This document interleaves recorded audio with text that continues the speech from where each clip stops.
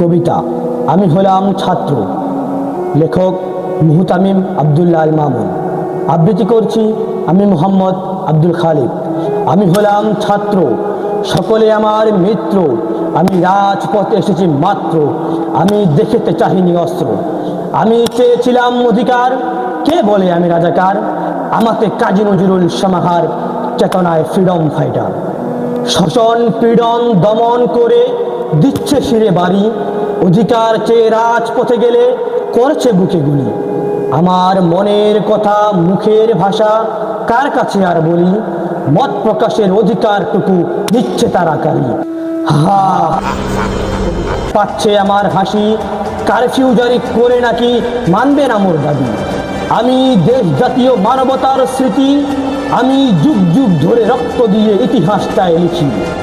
আমি লিখছি তোমায় পত্র, আমি চাহিনি কোনো বস্ত্র। তুমি আমার প্রতি হিংস্র, আমি অন্যায় থাকি বজ্র। আমি গড়িয়াছিলাম সাম্য, আমি গড়িয়াছিলাম সাম্য, তারা করিয়াছে তাও মান্য। আমি আবার করিব যুদ্ধ, কেন করিয়াছে মনে বদ্ধ। আমি হতে চাই তবে মুক্ত, তাই বাহিনীতে হব যুক্ত।